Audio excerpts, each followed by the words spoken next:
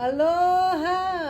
Aloha! I'm here with the wonderful, magical, musical Alex Marley. Big up, big up. I'm here with the beautiful Lani. Oh, I'm so blessed and grateful you came here to the Big Island for real. So thank you! Thanks for having me, Lani. Yeah!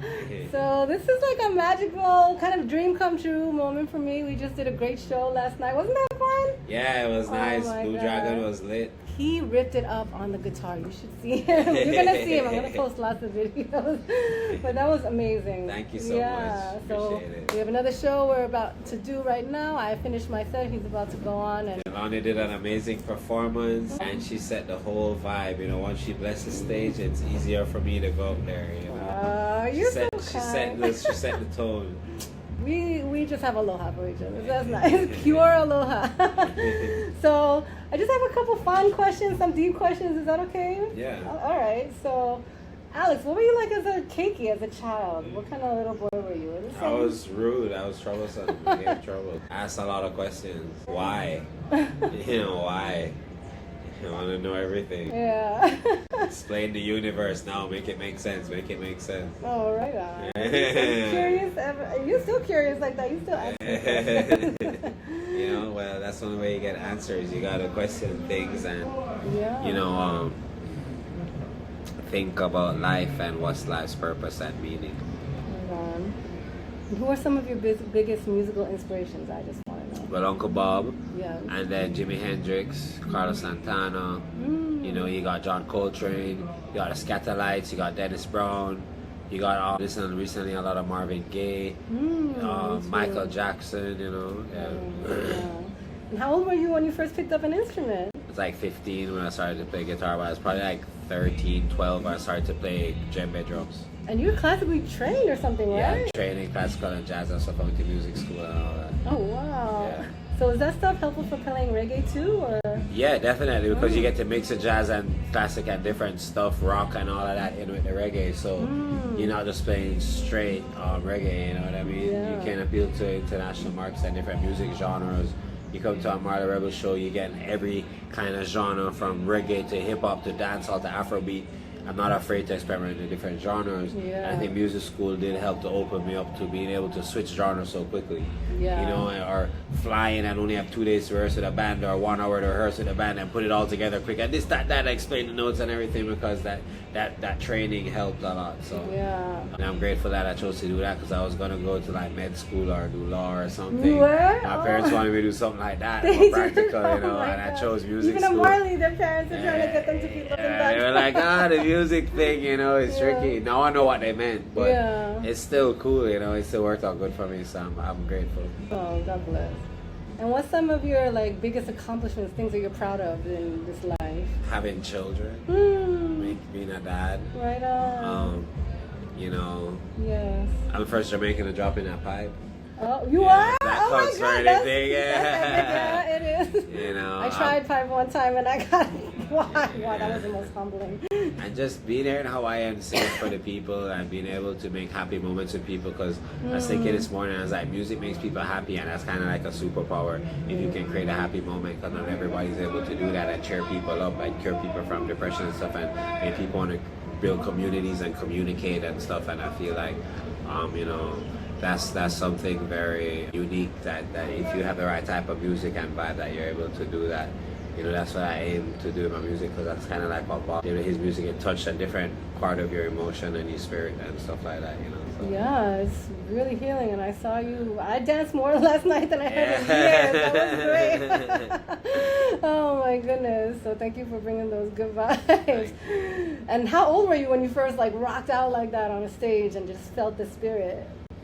Well, I was rapping in high school from I was 11. Oh, okay. So dudes would play beats on the desk and I would rap over it. So yeah. And I realized I had the knack for lyrical stuff, because from I was 5, 6, 7, I was listening to Busta Rhymes and Biggie Small, kind of hip hop and stuff, and I would try to rap back the verses. You know what I mean? Yeah. So I realized that none of the kids at school could have beat me in a rap battle. I'd always out lyric them because I used to read a lot too. I used to read like encyclopedia and stuff. My mom had the encyclopedia. You did? I remember when they had I had those encyclopedias. Like the old school big books. Yes. Took up like a whole part of the mahogany shelf still and in my basement in my parents' house. So that's funny. You know, and then when I went to music school, I more started to sing. I learned about music scales and do, re, mi, fa, sol and all that, and started to put more melody to the music. So now I alternate between melodies type stuff and more rapping type, DJ type stuff. And I think the fans like the variation between both, because like the ocean, the waves come and then sometimes it's calm, and Mother Nature is kind of like that, you know, even the volcano and stuff, it's not erupting all the time. So you find that balance when you can use music to play with people's emotions and carry them on a journey, you know, between the happy and the intense and the sad or the serious, and then it, to me, it's more colorful than just one emotion the whole time, you know. I learned a lot watching you, because I stay on a mellow vibe, but I like the roller coaster makes it like fun and exciting. No, that's why watch your performance. You get hyped sometimes too as you start. You know, I was like, okay, Lani, go, Lani. I think we like each other because we're both like attracted to the pure fun kid inside both of us, and loves music and just loves to have fun. You don't want to ever lose that inner child, that innocence. You know? I love that we saw dolphins together. That's so the dolphins are really nice. I know. And they turned over and looked at us. I know. Checking us you out. Oh, you were playing that Bob song. I played some Bob for them. That's awesome. Free the dolphins. Yes. So I was also going to ask you, this is a fun one. If you had to pick any spirit animal to represent, what would your spirit animal be? Lion. Oh, yeah, of course. I should have figured that Next question. Next question. What's been something very challenging that you've had to go through in your life that you feel like made you a stronger person?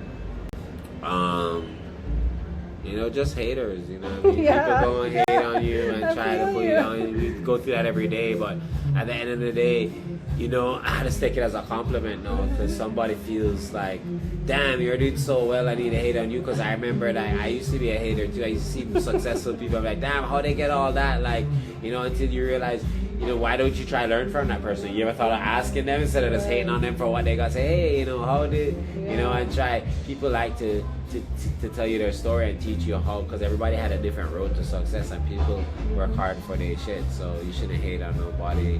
You know what I mean? And you don't know what's going on in their life, because some people have money but they're still miserable. That's so true. You know, you shouldn't want to trade places with anybody. You should give thanks for your journey and just be your journey to the best that it can be, because everybody's born in different circumstances and stuff like that. You know what I mean? So yeah. Right on. And if you had to give any advice to somebody like newbie starting out in music, what would it be?